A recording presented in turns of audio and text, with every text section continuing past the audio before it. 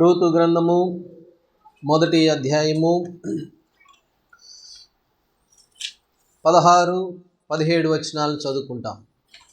Ruth గ్రంథం 1వ అధ్యాయము 16, 17 రెండు వచనాలని చదువుకుంటాం. అందుకు రూతు, నా వెంబడి రావద్దనియు నన్ను విడిచిపెట్టమనియు నన్ను బ్రతిమాలు కొనవద్దు.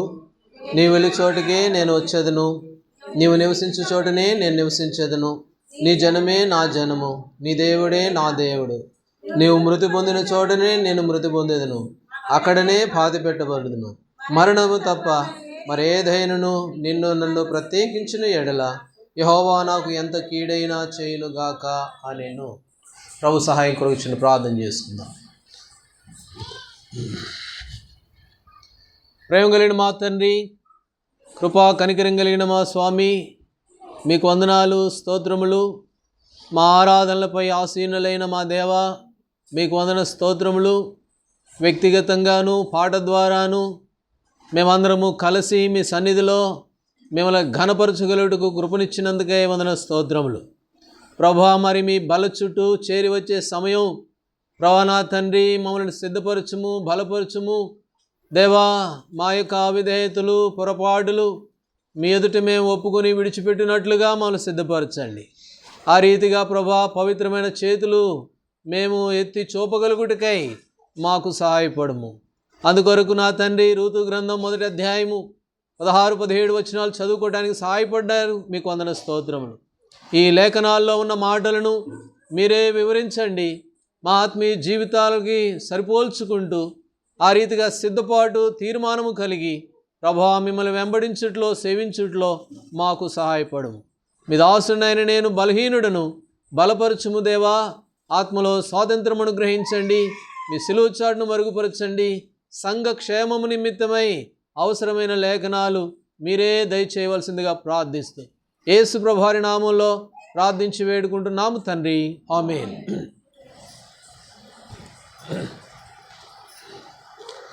రూతు గ్రంథము 1వ అధ్యాయము 16, 17 వచనాలు చదువుకున్నాం.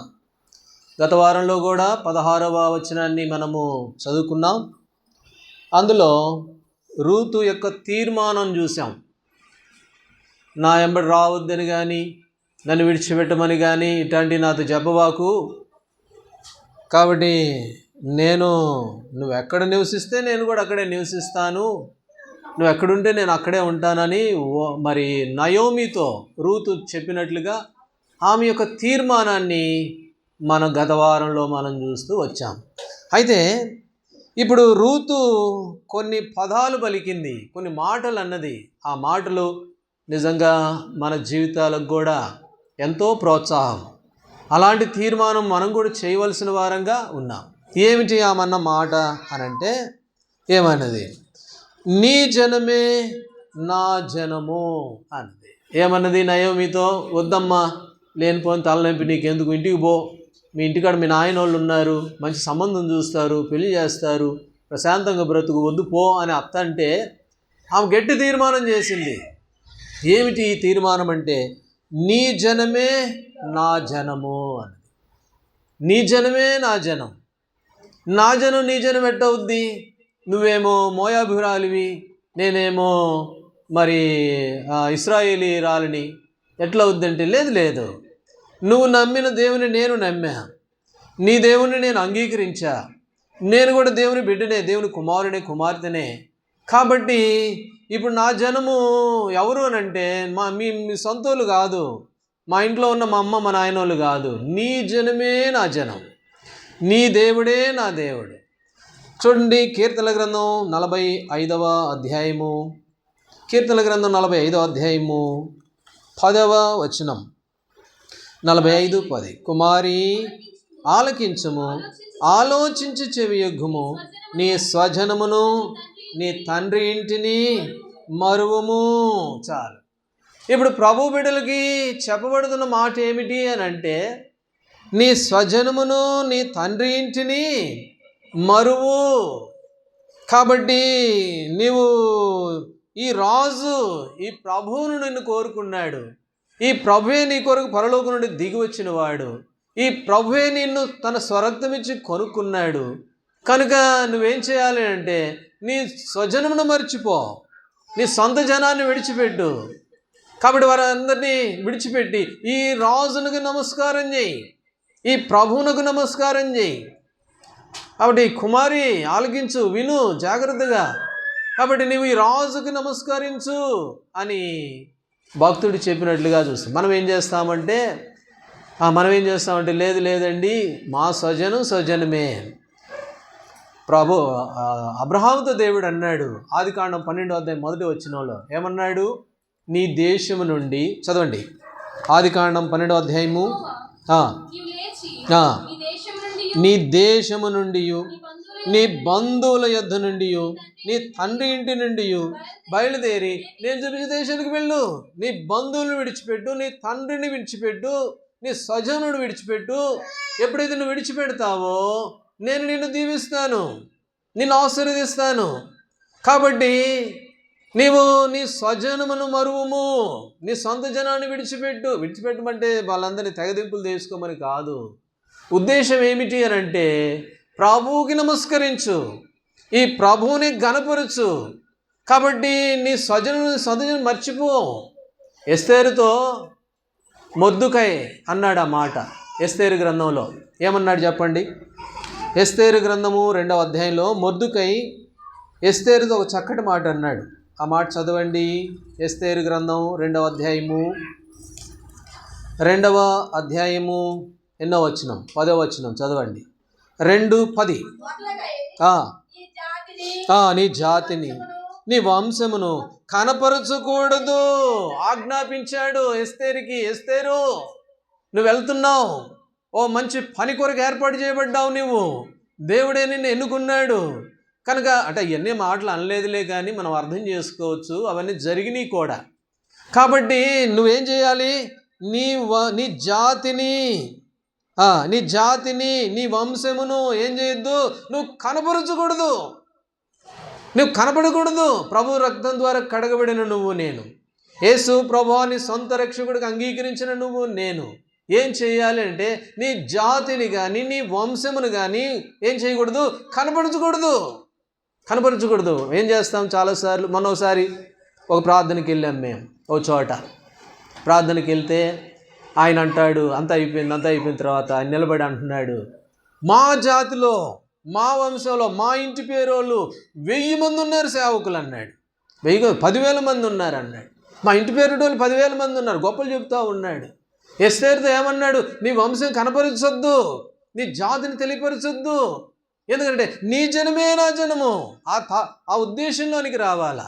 చాలా చోట్లకి వెళ్ళి మేము అడుగుతూ ఉంటాం, ఏమయ్యా ఏమి ప్రార్థన చేయడం రాదు నీకు, చక్కగా వాక్యం చెప్పడం రాదు, ప్రార్థన చేయడం రాదు, చాలా సంవత్సరాలు క్రైస్తవుడివే కదా నువ్వు, ఇన్ని రోజులు అవుతుంది చదవడం రాదు, బైబిల్ చదవడం రాదు, కనీసం ఆరాధించడం రాదు, ప్రార్థన చేయడం రాదు, మరి ఎందుకు ఇలాంటి చోట నువ్వు ఇలా ఇబ్బందులు పడుతున్నావు అంటే మా బాబాయ్ ఆయన, మా బావగారు, మా అన్నగారు, మా ఇంటి పేరిట ఆయన, కాబట్టి మేము రాలేము అని అంటారు. అందుకని అంటారు రూతు అన్నది నీ జనమే నా జనం. కాబట్టి నేను యేసు ప్రభు రక్తంలో కడగబడ్డాను కనుక నీ దేవుడే నా దేవుడు, నీ జనమే నా జనము. అందుకని అంటాడు నీ వంశమును కనపరచొద్దు, ఎక్కడ కూడా కనపరచొద్దు. చాలా చోట్ల అదే జరుగుతూ ఉంటుంది. ఎందుకు రాలేరనంటే కొన్ని స్థలాలలో పరిస్థితులు బాగోవు, పరిస్థితులు బాగా ఇబ్బందికరంగానే ఉంటాయి, అయినా కూడా రాలేరు. ఏం కారణం అంటే మా ఇంటి పేరు ఆయన, మా స్నేహితులు, ఇదిగో మా ఫలానా వ్యక్తి. అయితే రూతు అంటుంది నా వాళ్ళు అనేవాళ్ళు ఎవరు లేరు, నా వాళ్ళు ఎవరు, నీ జనమే నా జనం. నువ్వు ఎవరైతే ప్రభుని ఎరిగారో వాళ్ళే నా బిడ్డలు, వాళ్ళే నా స్నేహితులు, వాళ్ళే నా ప్రజలు. నాకు సొంత ఇల్లు ఉంది, నా సొంత జనం ఉంది, సొంత వంశం ఉంది, నా తోబుట్టువులు ఉన్నారు, బంధువులు ఉన్నారు, కానీ వాళ్ళందరూ విడిచిపెడుతూ ఉన్నాను. నీ జనమే నా జనం. అంటే ఈ ఉద్దేశంలోనికి మనం రావాలి. అప్పుడే ప్రభు బిడ్డలంగా ప్రభువుని మనం ఘనపరిచిన వాళ్ళం అవుతాం, దేవుడు సంతోషిస్తాడు. కనుక మన జీవితాల్లో ఒకవేళ మన వాళ్ళని బట్టి, మన బాబాయిని బట్టో, లేకపోతే మన అన్నని బట్టో, వాళ్ళని బట్టో, వీళ్ళని బట్టో అతిశయపడితే అది కూడా మన జీవితంలో అవిధేయతేనన్న సంగతి మనం జ్ఞాపకం చేసుకుంటాం. రండి, తెస్సలోనికలు రాసిన 2వ పత్రికలో 1వ అధ్యాయం దశలోనికి రాసిన 2వ పత్రిక మొదటి అధ్యాయము 3వ వచనం. సహోదరులారా, మేమెల్లప్పుడు మిమ్మల్ని గూర్చి దేవునికి కృతజ్ఞతాస్తుతులు చెల్లించుటకు బద్ధులమై ఉన్నాము. ఇది యుక్తమే. ఏలయనగా మీ విశ్వాసము పొందుచున్నది మీ అందరిలో ప్రతివాడును ఎదుటివాని ఎడల చూపు ప్రేమ. కాబట్టి మీరు ప్రభు బిడ్డలు, దేవుని ద్వారా ఏర్పాటు చేయబడిన వాళ్ళు. అయితే మీరందరూ కూడా ఎట్లాంటి వారుగా ఉన్నారు? పౌలు అపోస్తలుడు అంటున్నాడు ఈ మాటలు, ఎదుటివాని ఎడల మీరు చూపించే ప్రేమ. ఎదుటివాని ఎడల మీరు చూపించే ప్రేమ. అటు ప్రభు బిడ్డలంగా ఏం చేయాలి అని అంటే, మనము ఎదుటివారిని ప్రేమించే వారంగా ఉండాలి. ఎదుటి వాళ్ళు ప్రేమించాలి. కొలసీలకు రాసిన పత్రిక 1వ అధ్యాయం 3వ వచనం చదవండి. కొలసీ 1:3.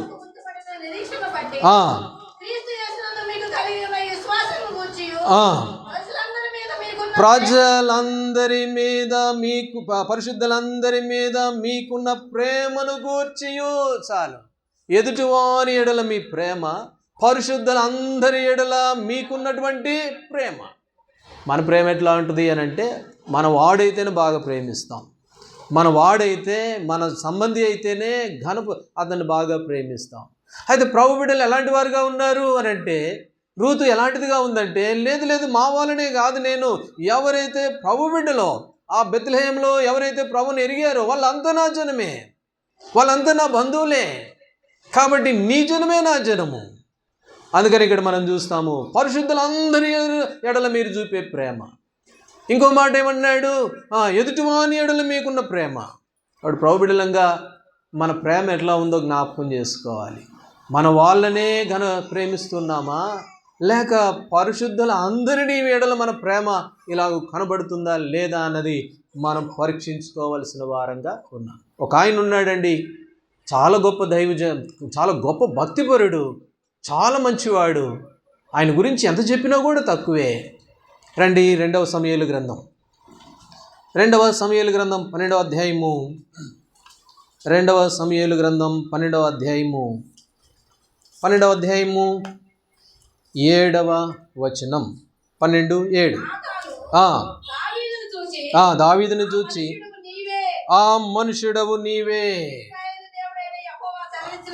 ఏమనగా నిన్ను రాజుగా చేసిన సౌలు చేతుల నుండి నిన్ను విడిపించి.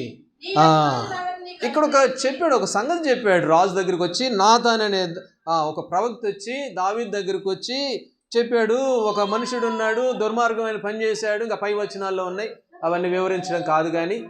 అయితే అప్పుడు రాజు కోపం వచ్చేసింది. అవునా, ఆ దుర్మార్గుడు ఎవడు చెప్పు, వాడు ఇప్పుడే చంపేయాలి, ఆ దుర్మార్గుడు బతకడానికి వీల్లేదని దావీదు కోపం వస్తే, అప్పుడు నాతాన్ ఏమన్నాడు చెప్పండి? ఆ మనుషుడవు నీవే. ఒక రాజు దగ్గరికి పోయి, ఒక సామాన్యమైన ఒక సామాన్యమైన ప్రవక్త, దేవుని దాసుడు పోయి ఆ మనుషుడు నువ్వే అని గద్దిస్తే రాజుకి ఎంత కోపం రావాలి? చాలా కోపం రావాలి కదా.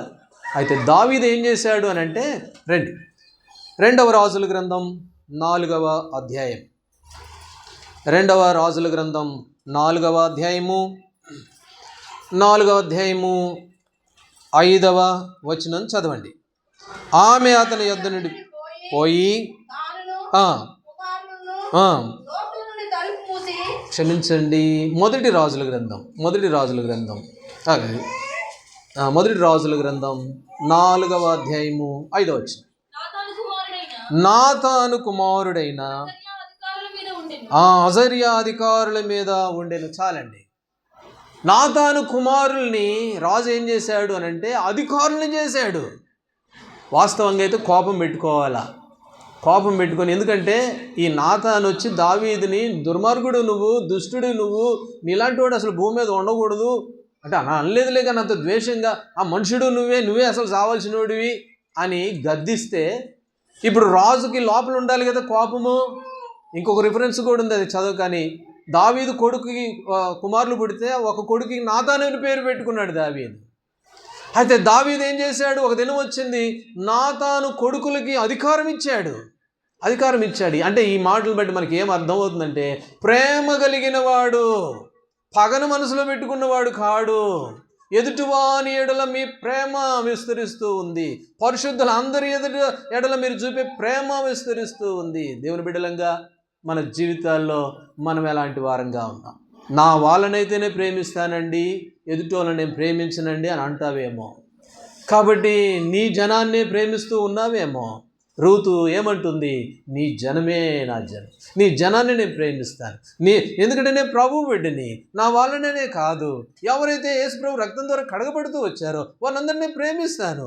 దావీదు మనసులో పగబెట్టుకున్నవాడు కాదు. ఒకరోజు నాతాను నన్ను తిట్టాడు, అందుకని వాడికి ఇంక నేను అధికారం ఇవ్వను అన్నోడు కాదు. వాళ్ళ పిల్లల విషయమే శ్రద్ధ కలిగాడు, వాళ్ళ పిల్లలను అధికారులను చేశాడు రాజరికానికి వచ్చినప్పుడు. కాబట్టి ప్రభు బిడ్డలంగా మనం ఎలాంటి వారం? ఎందుకు అలాగ జరిగింది అని అంటే, రండి దెస్సలోనికి రాసిన మొదటి పత్రిక, దెస్సలోనికి రాసిన మొదటి పత్రిక 4వ అధ్యాయం. దెస్సలోనికి రాసిన మొదటి పత్రిక 4వ అధ్యాయము 9వ వచనం చదవండి. సహోదర ప్రేమను గూర్చి మీకు రాయనక్కరలేదు, మీరు ఒకరినొకడు ప్రేమించుటకు దేవుని చేత నేర్పబడితిరి. ఈ ప్రేమ ఎక్కడి నుంచి నేర్చుకున్నాం అని అంటే, ఎక్కడి నుండి నేర్చుకున్నాం? దేవుని చేత నేర్పించబడుతూ ఉన్నాం. అప్పుడు ప్రభు బిడ్డలంగా ప్రభుని ఆరాధిస్తూ ప్రభుని సేవించే నువ్వు నేను, ప్రియమైన సహోదరి, నీవు దేవుని చేత నేర్పించబడ్డావా అని.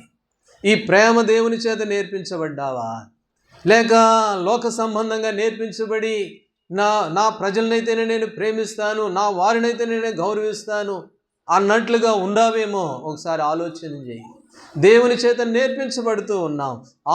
ఎదుటివాని ఎడల ప్రేమ కనపడుతూ ఉంది. పరిశుద్ధులు అందరి ఎదుటి ప్రేమ కనపడుతూ ఉంది వారికి. ఈనాడు మనం ఎలాంటి వారంగా ఉన్నాం? రూతు అదే మాట అన్నది. నా ప్రేమ ఎట్లాంటిది అని అంటే, నేను ప్రభు బిడ్డలు ప్రేమిస్తాను. ఎక్కడ ప్రభు బిడ్డలు ఉంటే అక్కడే, అదే నా జనము, అదే నా ప్రజలు అని ఆమె యొక్క తీర్మానము ఈ మొదటి తలంపులో మనం చూస్తాం.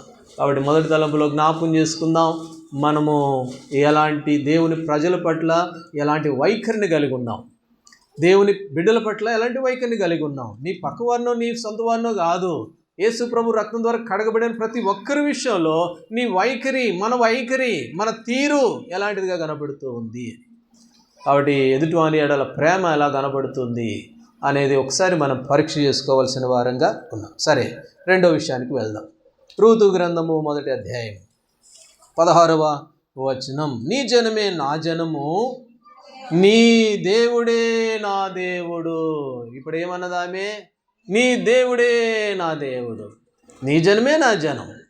కాబట్టి నేను అలాంటి ప్రేమ కలిగిన దాన్ని అని చెబుతుంది, అలాగే జీవించింది కూడా. అట్లాగే ఉంది. తన ప్రజల దగ్గరికి వెళ్ళిన తర్వాత వాళ్ళని తన సొంతూరులాగా ప్రేమించింది.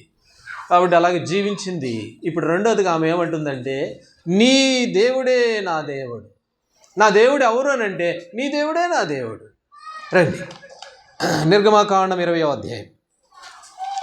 నిర్గమాకాండము 20వ అధ్యాయంలో దేవుడు కొన్ని ఆజ్ఞలు ఇచ్చాడు, 10 ఆజ్ఞలు ఇచ్చాడు. 10 ఆజ్ఞల్లో మొదటి ఆజ్ఞ ఏంటి చెప్పండి? 3వ వచనం. నిర్గమాకాండము 20వ అధ్యాయము 3వ వచనం. నేను తప్ప వేరొక దేవుడు నీకు ఉండకూడదు. దేవుడు 10 ఆజ్ఞలు ఇచ్చాడు ప్రభు బిడ్డలకి, దేవుని ప్రజలకి, భూమి మీద ఉన్న సర్వ మానవాళికి 10 ఆజ్ఞలు ఇచ్చాడు. ఆ 10 ఆజ్ఞల్లో మొట్టమొదటి ఆజ్ఞ ఏమిటి అని అంటే, ఈ 10 ఆజ్ఞలు తప్పిపోకూడదు. తప్పిపోతే వాళ్ళు దేవుని బిడ్డలే గారు. అందుకని ఇప్పుడు దేవుడు చెప్పాడు, మొట్టమొదటి ఆజ్ఞ ఏంటంటే, నేను తప్ప వేరొక దేవుడు నీకు ఉండకూడదు. నేను తప్ప ఇంకోళ్ళు ఉండకూడదు నీకు. ఎందుకు నేను తప్ప వేరొకరు ఉండకూడదంటే, నాలా నీకోసం ప్రాణం పెట్టిన వాళ్ళు ఎవడున్నారు చెప్పు? వేరే ఎవరైనా ఉంటే చెప్పు వారిని. అందుకని అంటాడు యెషయా గ్రంథంలో, నాతో సముడైన వాడు ఎవడన్నా ఉన్నాడా అని అంటాడు. ఆయనతో సముడైన వాడు ఎవడున్నాడు భూమి మీద? అందుకని ప్రభు అంటున్నాడు, నేను తప్ప ఇంకోళ్ళు ఉండకూడదు నీకు, నేను తప్ప నీకు ఇంకోళ్ళు ఉండకూడదు. యెహెజ్కేలు గ్రంథం 14వ అధ్యాయం. యెహెజ్కేలు గ్రంథం 14వ అధ్యాయంలో చదవండి, ఆ మాట చదువుతాం. 3వ వచనం. నరపుత్రుడా, ఈ మనుషులు తమ హృదయములో విగ్రహములనే నిలుపుకొని దోషము పుట్టించు అభ్యంతరమును తమ ఎదుటనే పెట్టుకొని ఉన్నారు. ఈ ప్రజలు నరపుత్రుడా, ఈ మనుషులు ఎట్లాంటి వాళ్ళు తెలుసా?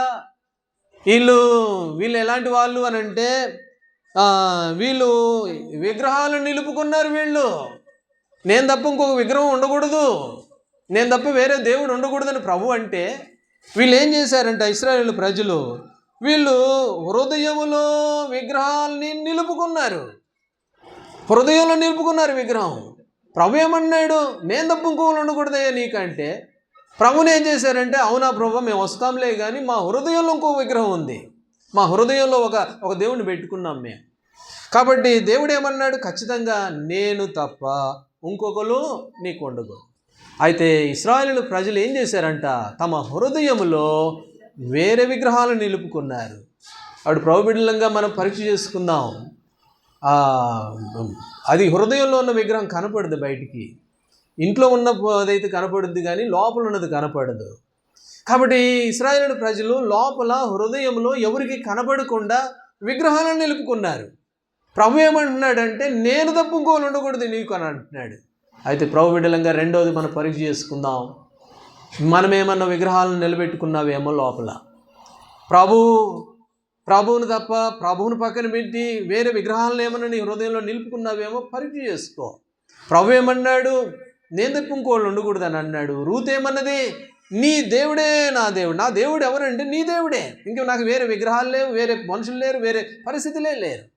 కాబట్టి ఈ తీర్మానంలో రెండవదిగా మనం ఎలాంటి వారంగా ఉన్నాం? రండి. యేసు ప్రభువు వారు అన్నాడు మత్తయి సువార్త 10వ అధ్యాయంలో, మత్తయి సువార్త 10వ అధ్యాయంలో యేసు ప్రభువు వారు చెప్పాడు శిష్యులతో, 37వ వచనం అనుకుంటాను, చదవండి. తండ్రినైనను తల్లినైనను నాకంటే ఎక్కువగా ప్రేమించువాడు నాకు పాత్రుడు కాడు. చాలు. తల్లినైనను తండ్రినైనను నాకంటే ఎక్కువగా ప్రేమించువాడు. అరే, ఈ మాట చూస్తే చాలా విచిత్రంగా ఉంది. ఆయన కంటే ఎక్కువగా ఎవరిని ప్రేమించడానికి లేదు. ఎందుకు? ఆ మాట అనడానికి ప్రభుకి అధికారం ఉంది. మన ప్రభుకి ఆ మాట అనడానికి అధికారం ఉంది. ఎందుకనంటే ఫిలిప్పీలకు రాసిన పత్రిక 2వ అధ్యాయం 6వ వచనం చదవండి. ఫిలిప్పీ 2:6. ఫిలిప్పీలకు రాసిన పత్రిక 2వ అధ్యాయము 6వ వచనం. ఆయన దేవుని స్వరూపము కలిగిన వాడయుండి దేవునితో సమానంగా విండుట విడిచిపెట్టకూడని భాగ్యమని ఎంచుకొనలేదు. ఆయన గొప్పవాడయుండు కూడా నీ కొరకు నా కొరకు పరలోక రాజ్యాన్ని విడిచిపెట్టాడు. దాసుడైపోయాడు, దీనుడైపోయాడు, లేనివాడైపోయాడు. కాబట్టి మన కొరకే సమస్తాన్ని విడిచిపెట్టాడు కనుక ఇప్పుడు ప్రభు అంటున్నాడు, నాకంటే ఎక్కువగా ఎవరిని ప్రేమించిన వాడు నాకు పాత్రుడు. అయితే ఇశ్రాయేలు ప్రజలు ఏం చేశారంట? వారు బయటగా కనబడట్లేదులే కానీ లోపల హృదయంలో విగ్రహాలను నిలుపుకున్నారు. ఒక ఆయన ఉన్నాడు, ఆయనతో ప్రభు అన్నాడు 1 సమూయేలు గ్రంథంలో, దేవుడు ఆయనతో పెద్ద ఆయనతో మాట అన్నాడు. 1 సమూయేలు గ్రంథం 2వ అధ్యాయం 2వ అధ్యాయంలో చదవండి ఆ మాట.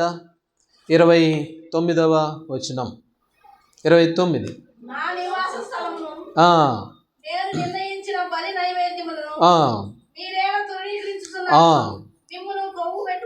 గొట్టుకై నా జనులకు ఇశ్రాయేలు చేయని నైవేద్యములు శ్రేష్ఠ భాగాలు పట్టుకొనిచ్చు నాకంటే నీ కుమారులను నీవు, ఓ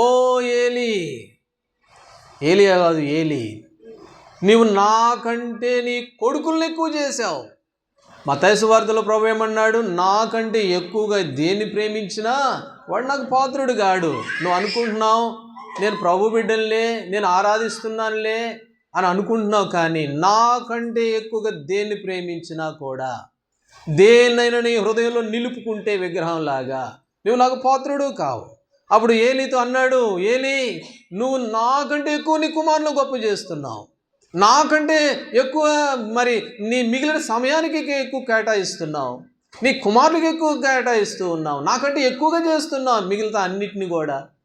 కాబట్టి దేవుడు ఏలీని గద్దించుతూ వచ్చాడు. ఈనాడు ప్రభు బిడ్డలంగా మనం ఎవరిని గొప్ప చేస్తూ ఉన్నాం?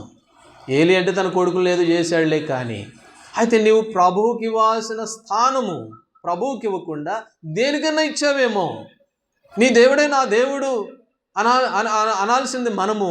అయితే మన హృదయంలో వేరే ఇంకేమైనా విగ్రహాలు పెట్టుకున్నావేమో.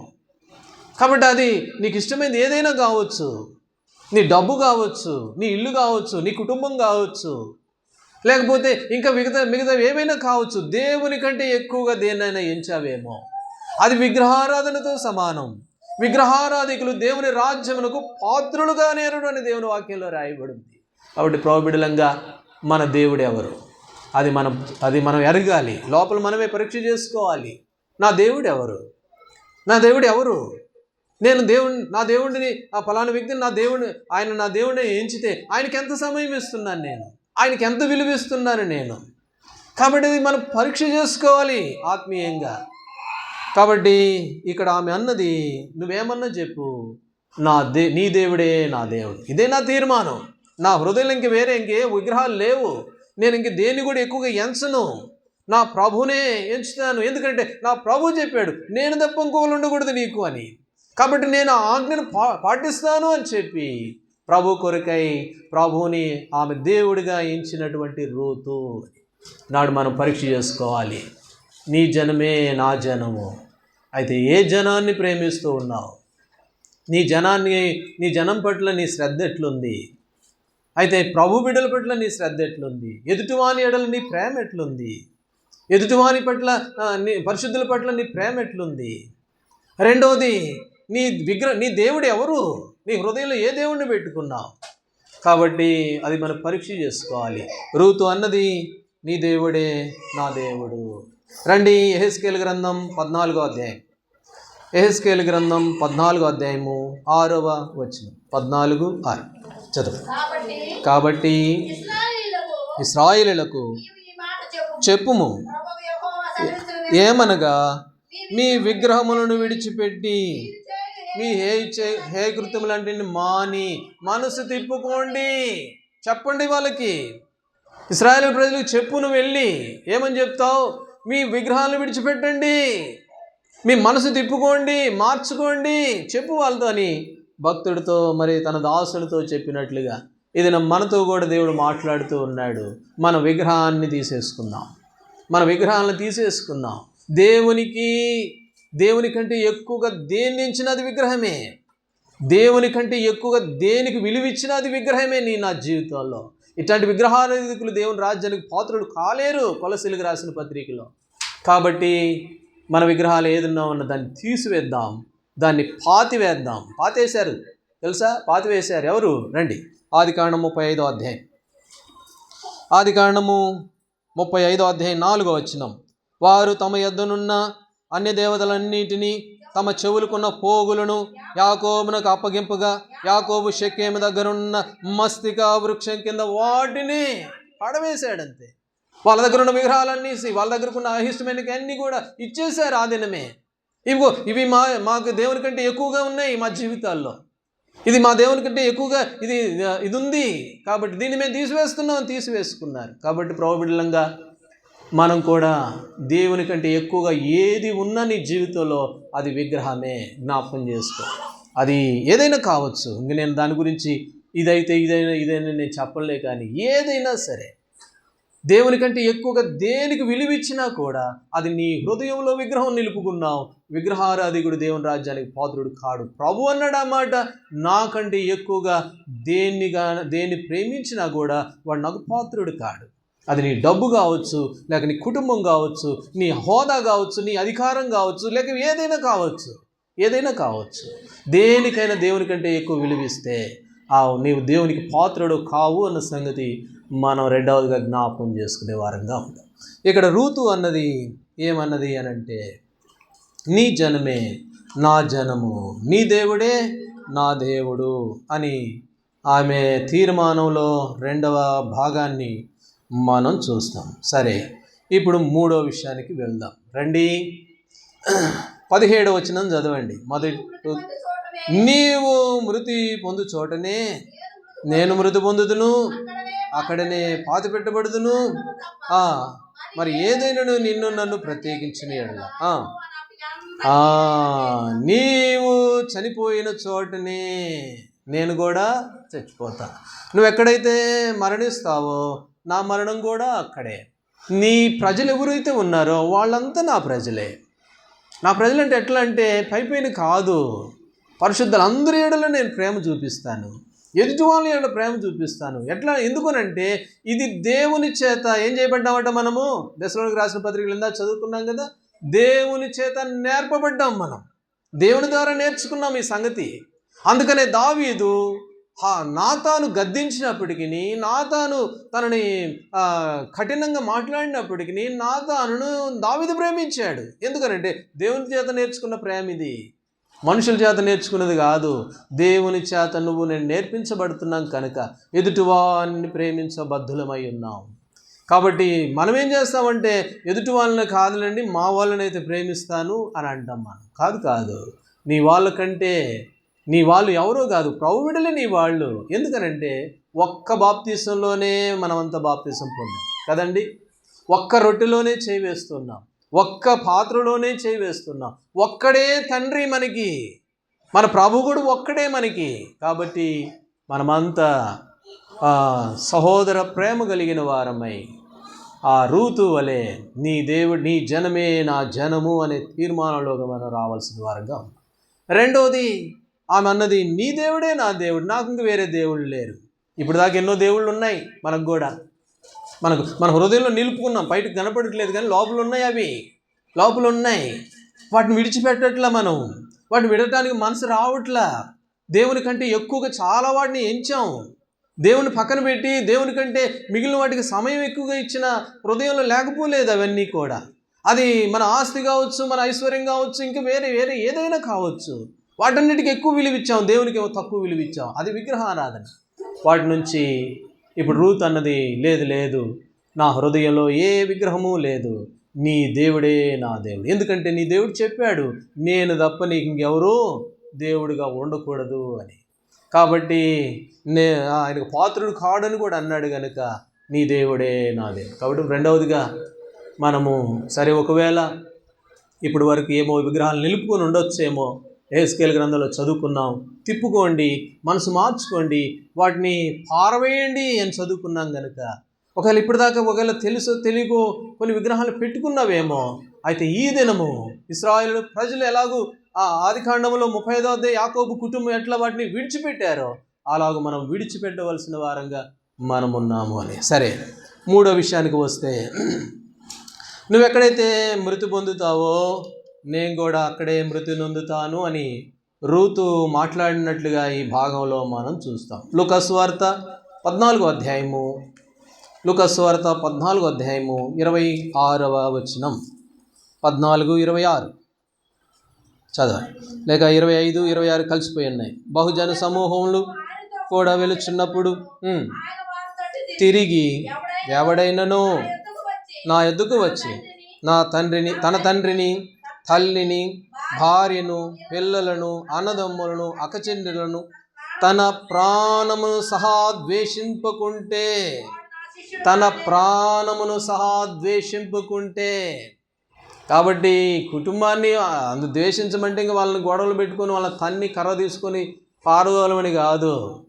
తన ప్రాణమును సహా, తన శరీరాన్ని కూడా, తన ప్రాణాన్ని కూడా ద్వేషించకపోతే, అందుకని ఆమె అన్నది, నువ్వు ఎక్కడ చచ్చిపోతావు అక్కడే నా మరణం కూడా, నువ్వు ఎక్కడుంటావు అక్కడే, నీ మరణం ఎక్కడో నా మరణం అక్కడే.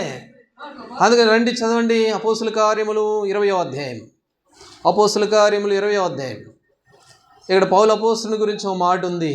20వ అధ్యాయము 24వ వచనం.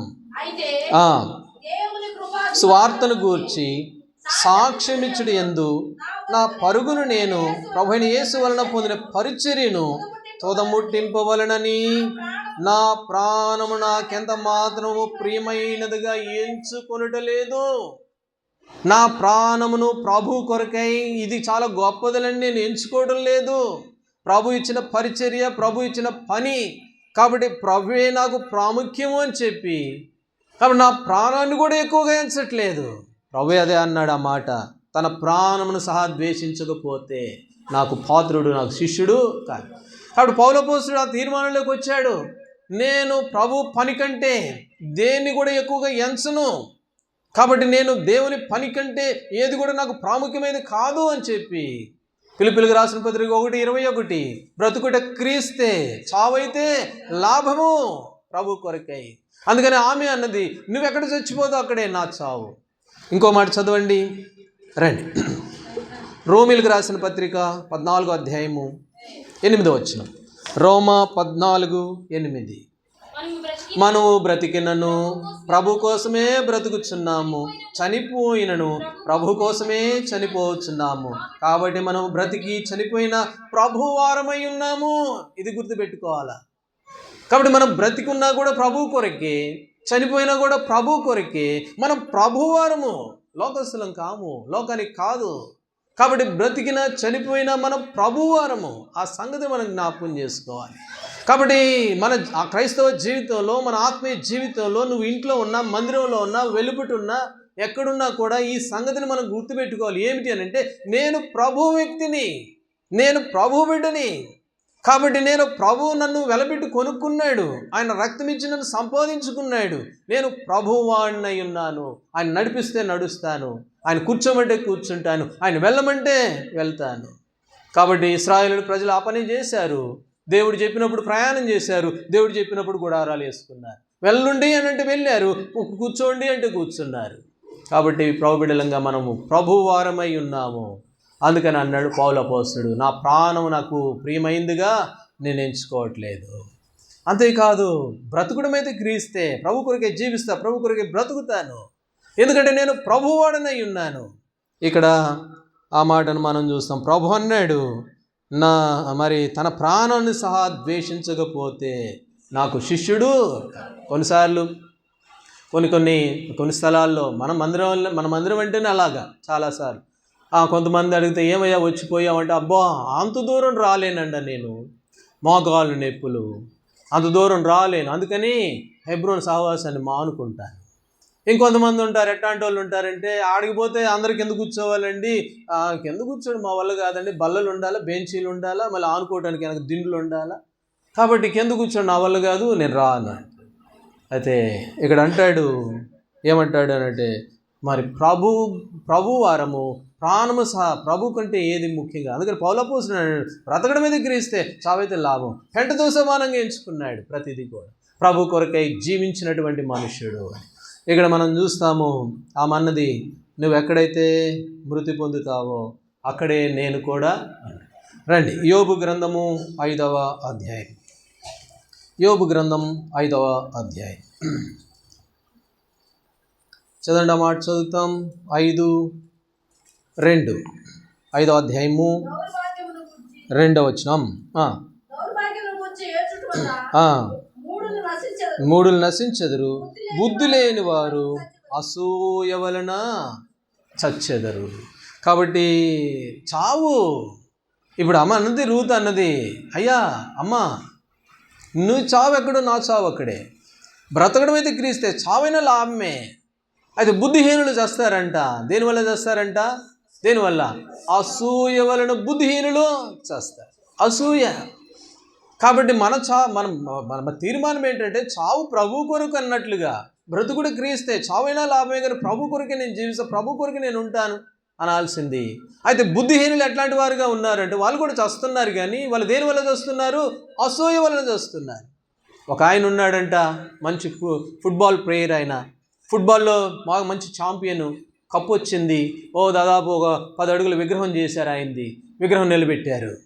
ఇక రెండో ఆటగాడు ఉన్నాడు, అసలు అది అక్కడ నేను ఉండాల్సింది, నేను కదా బాగా ఆడేది, నాకు రావాల్సింది. అయితే వాడికి వచ్చింది ఆ విగ్రహము, వాడి విగ్రహం పెట్టారు, అందరూ చూస్తున్నారు, నా పేరు ఏమి రావట్లేదు అని చెప్పి, వీడి విగ్రహం ఉండకూడదు అని చెప్పి రాత్రి పోయి పాదాల దగ్గర కూర్చొని శుద్ధి తీసుకొని మొత్తం కొట్టడం మొదలుపెట్టాడంట. కొట్టాడు, ఆ పాదాల దగ్గర కొట్టగానే అది బలహీనమైపోయి ఆ విగ్రహం వాడి మీదే పడి వాడే చచ్చాడు. అసూయ వలన బుద్ధిహీనులు ఏం చేస్తారు? చేస్తారు. అంటే మనం చచ్చిపోవాలి. అయితే మన తీర్మానం, మన చావు అనేది ఎట్లా ఉండాలంటే, ప్రభు కొరకే నేను ఉన్నన్ని దినాలు ప్రభు కొరకే జీవిస్తాను, ప్రభు కొరకే నమ్మకంగా ఉంటాను. అయితే బుద్ధిహీనులు ఎలాంటి వారు అంటారు? అసూయగా వలన వాళ్ళు. రండి, కొరింథీయులకు రాసిన మొదటి పత్రిక కొరింథీయులకు రాసిన మొదటి పత్రిక 15వ అధ్యాయం 31వ వచనం. 15:31.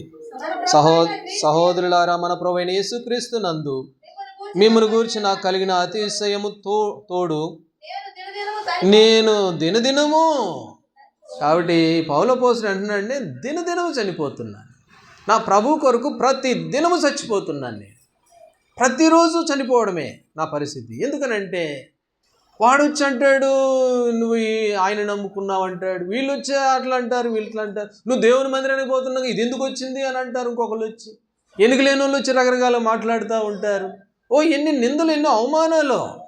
నేను ప్రతి దినము చనిపోతూనే ఉన్నాను. అయినా కూడా నా ప్రభు కొరకే నా ప్రాణమును ఎక్కువగా ప్రియమైందిగా నేను ఎంచను. ఎందుకంటే నువ్వు ఎక్కడ ఉంటావో నేను అక్కడే, నా ప్రాణం కూడా అక్కడే. దినదినము చనిపోతూ ఉన్నాడు పౌలపోస్తలుడు. అందుకని పేతురు రాసిన మొదటి పత్రికలు అంటాడు, ఎవడైనాను క్రైస్తవుడైనందుకు బాధను అనుభవిస్తూ ఉంటే సంతోషించండి. కాబట్టి ప్రభు కొరకై సంతోషించండి. రండి, అపోస్తుల కార్యములు 5వ అధ్యాయం. అపోస్తుల కార్యములు 5వ అధ్యాయము 41వ వచనం. ఆ నామము కొరకు అవమానము పొందుటకు, ఆ నామము కొరకై వాళ్ళు ఏం చేశారు? అవమానం పొందటానికి కూడా పాత్రులని ఎంచబడి. బ్రతుకుట క్రీస్తే, ప్రభు కొరకే జీవిస్తాం, ప్రభు కొరకే ఉంటాం. ఎందుకనంటే మా ప్రభు మా కొరకు తన సమస్తాన్ని ఇచ్చాడు. ఆ ప్రభు చెప్పాడు, నీ ప్రాణాన్ని సహా ద్వేషించకపోతే నాకు పాత్రుడు కాడని చెప్పాడు. కనుక ఏ విషయంలో కూడా ప్రభు కంటే దేన్ని ఎక్కువగా ఎంచము అనేది పౌలు అపోస్తలుల వారి యొక్క తీర్మానం. అదే రూతు యొక్క తీర్మానం కూడా మనం అదే చూస్తాం. ఏమన్నది ఆమంటే, నీ జనమే నా జనం. కాబట్టి నీ జనమే నా జనం అంటే ఏదో తేలిగ్గా అన్న మాట కాదు. అది క్రియల్లో కనిపించాలి, క్రియల్లో చూపెట్టాలి, మన క్రియల్లో కనపడాలి.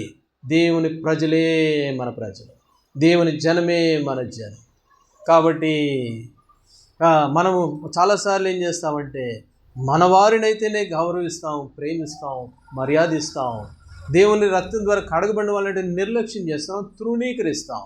అది మిగతా సావాసాల్లో అనేక స్థలాల్లో ఉంటుంది. కానీ ప్రభు బిడ్డలంగా మన దగ్గర మనం ఎలాంటి వారంగా ఉంటే, ప్రభు బిడ్డల్ని ఎదుటివాని ఎడల, పరిశుద్ధుల ఎడల ప్రేమించే వారంగా ఉంటాం. ఎందుకనంటే ఇది ప్రభు ద్వారా మనం నేర్పించబడిన వారు. రెండవది, నీ దేవుడే నా దేవుడు, నీ దేవుడే నా దేవుడు. ఇంక వేరే దేవుళ్ళు లేరు. వేరే దేవుళ్ళు ఉన్నారు లోపల, ఇంతకుముందు ఉన్నారు, లోపల ఉన్నారు. చాలా దేవుళ్ళు ఉన్నారు, ఒక దేవుడు కాదు, చాలా దేవుళ్ళు ఉన్నారు. విగ్రహారాధన చదవండి. కొలసీలకు రాసిన పత్రిక, కొలసీలకు రాసిన పత్రికలో 3వ అధ్యాయం 5వ వచనం చదవండి. కొలసీ 3:5. అనగా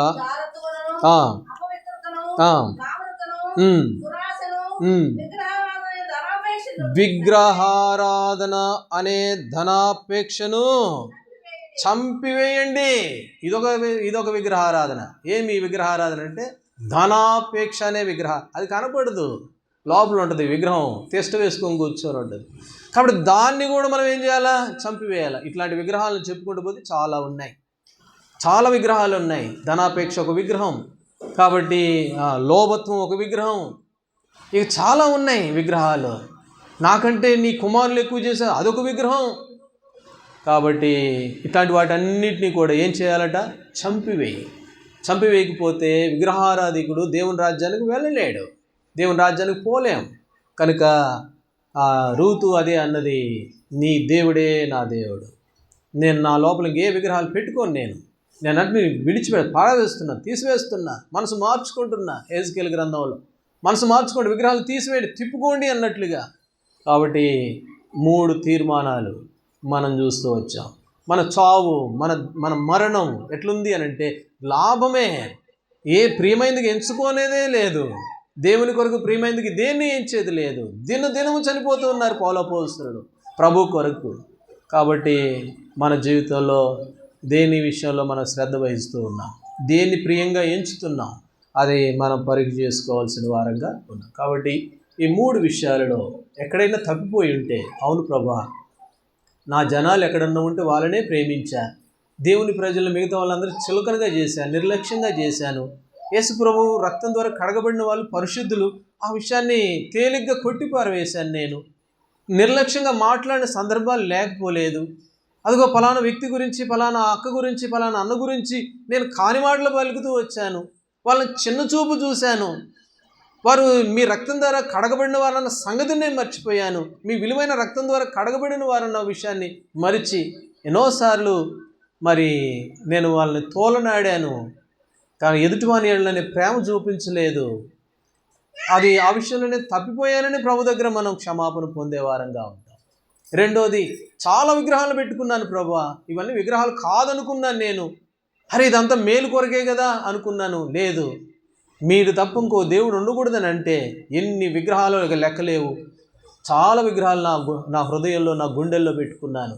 వాటినే మిమ్మల్ని ఏమో పక్కన పెట్టాను, వాటికి ఏమో ఎక్కువ సమయం, ఎక్కువ ప్రాధాన్యత ఇచ్చాను. ఇది నా అవిధేయత, ఇది నా తప్పు అని చెప్పి మనము ప్రభు దగ్గర క్షమాపణ పొందేవారంగా ఉంటాం. మూడవది, ప్రాణము ప్రభు కంటే ఎక్కువగా ప్రియమైందిగా ఎంచకూడదు. ప్రభు, మనం బ్రతుకున్న ప్రభు వారమే, చనిపోయిన ప్రభు వారమే కనుక. కాబట్టి ప్రభు కొరకై పరిశుద్ధంగా జీవిస్తూ, ప్రభు కొరకై నమ్మకంగా, మాదిరికరంగా, అనేకులకు మాదిరికరంగా జీవిస్తూ ఈ అనుభవాలను కలిగి మరి అతి తీర్మానంతో ప్రభు యొక్క బల్లని మనం సమీపించే వారంగా ఉంటాం. దేవుడు ఆ విధంగా మనకి సహాయపడునుగా. ప్రార్థన చేస్తున్నాం.